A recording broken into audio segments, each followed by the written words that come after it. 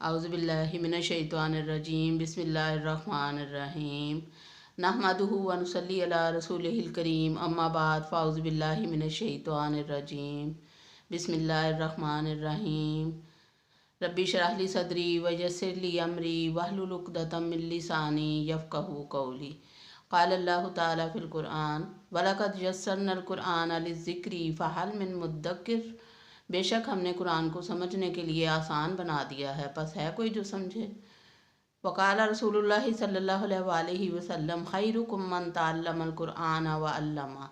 तुम में से बेहतर वो है जो कुरान सीखे और सिखाए। अल्लाह ताला हमें और आपको तौफीक दे, आमीन। अस्सलाम वालेकुम रहमतुल्लाहि व बरकातुहू। क्या हाल है डियर स्टूडेंट्स? उम्मीद है कि आप सब खैरियत से होंगे इंशाल्लाह। अल्लाह ताला हम सबको अपने हिफ्ज़ व अमान में रखे, आमीन। आज का सबक हमारा सूरतुल बकरा का रुकू नंबर 37 ही है। आयत नंबर 272 आज हम पढ़ेंगे और इस आयत में भी इन्फाक फ़ी सबीलिल्लाह का ही ज़िक्र है। मतलब इन्फाक फ़ी सबीलिल्लाह इतना इम्पोर्टेंट है, टॉपिक है कि अल्लाह ताला ने कई आयतें इस पे नाज़िल फरमाई हैं। तरह तरह से अल्लाह ताला ने हमें समझाया है कि अल्लाह की राह में ख़र्च करो। और अब मुझे फ़ील होता है कि जब हम पढ़ते हैं कुरान पाक को तो इतना एहसास नहीं होता, लेकिन जब हम पढ़ाते हैं कुरान पाक को तो फिर सही एहसास होता है कि हाँ, अल्लाह ताला का इतना शदीद हुक्म है इन्फाक फ़ी सबीलिल्लाह के बारे में। हम लोग करते तो हैं, लेकिन जब इन आयात को हम पढ़ाते हैं, पढ़ते थे जब, तब इतना एहसास नहीं होता था। लेकिन अब जब पढ़ा रहे हैं तो इस कदर फ़ील होता है कि हम तो कुछ भी नहीं खर्च करते हैं इस हिसाब से जो अल्लाह ताला ने हमें ताकीद फरमाई है। इतनी ताकीद कि कई दिन से हम पढ़ रहे हैं अल्लाह ताला इन्फाक फ़ी सबीलिल्लाह की ताकीद फरमाए जा रहे हैं। मतलब ये कि ये इतना इम्पोर्टेंट है हमारे लिए कि हम इसे सरफ नज़र कर ही नहीं सकते। तो हर डेली बेसिस पे हमें इन्फाक करना चाहिए। इससे ये मालूम होता है कि जो हम माहाना करते हैं, सालाना करते हैं, वो अलग है, लेकिन डेली बेसिस पे हमें इन्फाक करना है। जितनी तौफीक है हर रोज़ करें, ताकि रोज़ का हमारा नामा माल जो है उसमें इन्फाक फ़ी सबीलिल्लाह ज़रूर शामिल हो। अल्लाह ताला आपको और हमें तौफीक दे, आमीन। देख चलते हैं आज के सबक की तरफ, देखते हैं आज अल्लाह ताला हमें क्या ताकीद फरमा रहे हैं। औज़ुबिल्लाहि मिनश्शैतानिर्रजीम बिस्मिल्लाहिर्रहमानिर्रहीम। सूरतुल बकरा रुकू नंबर 37 आयत 272 में अल्लाह ताला फरमाते हैं, लैसा अलैका हुदाहुम वलाकिन्नल्लाह यहदी मन यशा।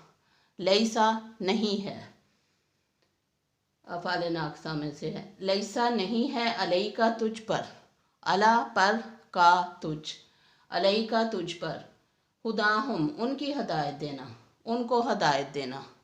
जो लोग हदायत पर नहीं हैं उनको हदायत देना।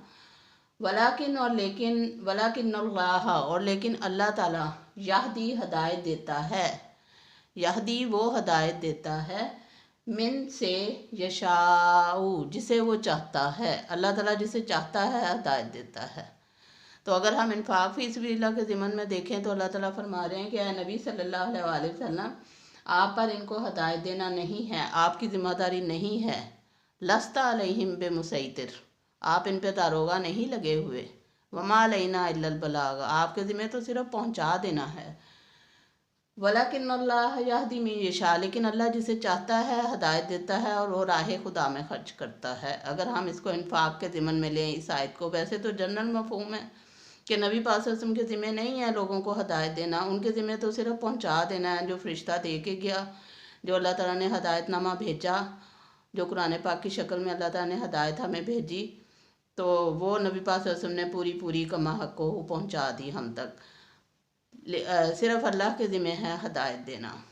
लेकिन अगर हम इन्फाक फ़ी सबीलिल्लाह के तनाजुर में देखें तो फिर ये तर्जुमा बनता है कि नबी पाक सल्लल्लाहु अलैहि वसल्लम के ज़िम्मे नहीं है कि उनको ये हदायत देना कि आप अल्लाह की राह में खर्च करें। ये अल्लाह जिसे तौफीक देता है, जिसे हदायत देता है, वही कर सकता है। अलैका का लफ्ज़ जो है वो खिलाफ के माने में और मनफी मानों में आता है, जबकि लका का मतलब जो है वो मुस्बत मानों में आता है। जैसे हदीस में आता है कि अल कुरान हुज्जतुन लका औ अलैका, قرآن قیامت کے روز تمہارے لیے حجت ہوگا یا تمہارے خلاف حجت بنے گا، تمہارے حق میں کھڑا ہوگا یا تمہارے خلاف کھڑا ہوگا۔ اگر تم اسے پڑھتے رہے کما حق ہو، جیسا کہ اس کا حق ہے، اور اس کو پڑھاتے رہے اور اس پہ عمل کرتے رہے اور اس کو یاد کرتے رہے، تلاوت کرتے رہے، قرآن کے سارے حقوق ادا کرتے رہے، تو وہ حجت لکا، تمہارے لیے حجت بن جائے گا، تمہارے حق میں کھڑا ہو جائے گا، اللہ تعالیٰ کو گواہی دے گا، دلیل بن جائے گا کہ تم نے قرآن پڑھا تھا، اس پہ عمل کیا تھا، لوگوں تک پہنچایا تھا، لہذا حجت پوری ہو گئی، تو نجات کا ذریعہ بنے گا قرآن۔ اور اگر ہم نہیں پڑھیں گے، نہیں عمل کریں گے، نہیں دوسروں تک پہنچائیں گے، نہیں عام کریں گے، اللہ کے حکم کو نافذ نہیں کریں گے، تو پھر کیا ہوگا؟ حجت علیکا، تمہارے اوپر حجت بن جائے گا، تمہارے خلاف حجت بن جائے گا، تمہارے خلاف کھڑا ہوگا، اور نبی پاک صلی اللہ علیہ وسلم خود خلاف گواہی دیں گے کہ یا اللہ وہ تیرے بندے ہیں جنہوں نے دنیا میں تیرا قرآن نہیں پڑھا تھا۔ تو ہمارے لیے بہت غور و فکر اور تفکر اور لمحہ فکریہ کا مقام ہے کہ قرآن جو ہے اس کا حق ادا کرنا ہماری ذمہ داری ہے۔ اللہ تعالیٰ توفیق عطا فرمائے۔ تو اللہ تعالیٰ نے فرمایا لیسا علیک ھداھم ولکن اللہ یہدی من یشاء، آپ اے نبی صلی اللہ علیہ وسلم، آپ کے ذمہ ان کو ہدایت دینا نہیں ہے، بلکہ اللہ جسے چاہتا ہے ہدایت دیتا ہے۔ وما اور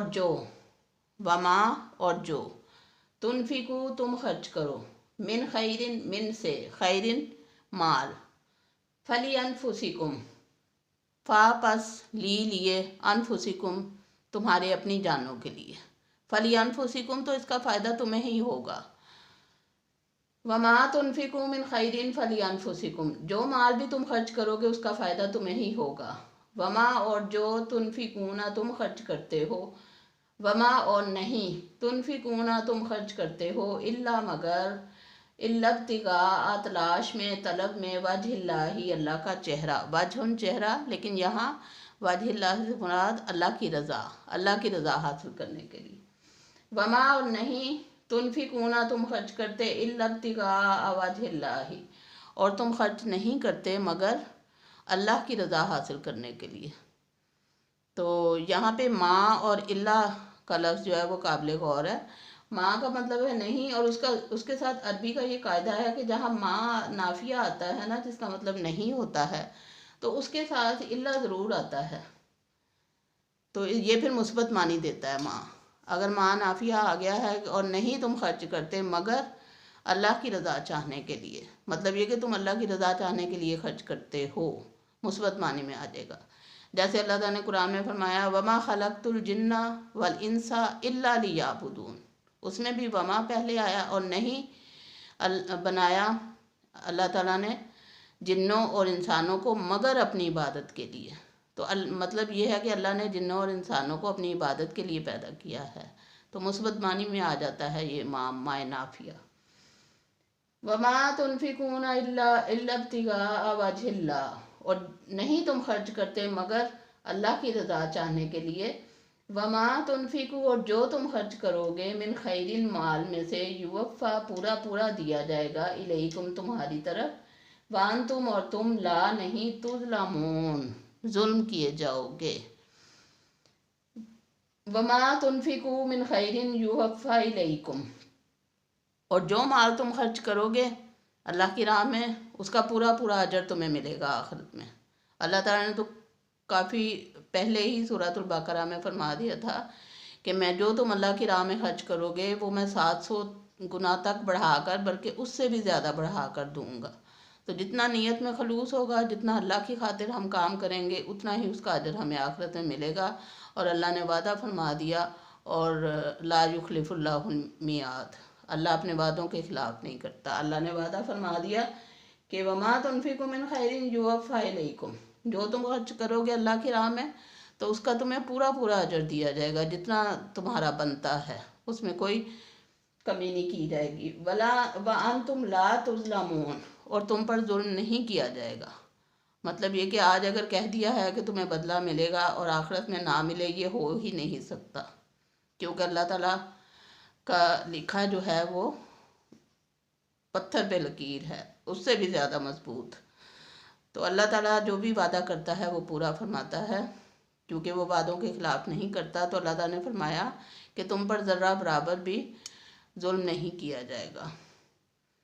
وہ جیسے سورہ زلزال میں اللہ تعالیٰ نے فرمایا کہ جو تم میں سے ذرہ برابر بھی نیکی لے کر آئے گا اس کو اس کا اجر دیا جائے گا، اور جو برائی لائے گا اس کو اس کا حساب لیا جائے گا۔ تو اس آیت میں انفاق فی سبیل اللہ کی مزید تاکید آ گئی۔ وَمَا عَلَيْنَا إِلَّا الْبَلَاغُ صدق اللہ العظیم۔ اللہ تعالیٰ ہمیں اور آپ کو توفیق دے کہ ہم اللہ تعالیٰ کی راہ میں زیادہ سے زیادہ خرچیں اور جہنم کی آگ کو ٹھنڈا کریں۔ اللہم اجرنا من النار، اللہم اجرنا من النار، اللہم اجرنا من النار۔ سبحانک اللہم و بحمدک، اشہد ان لا الہ الا انت، واستغفرک واتوب الیک۔ اللہ حافظ۔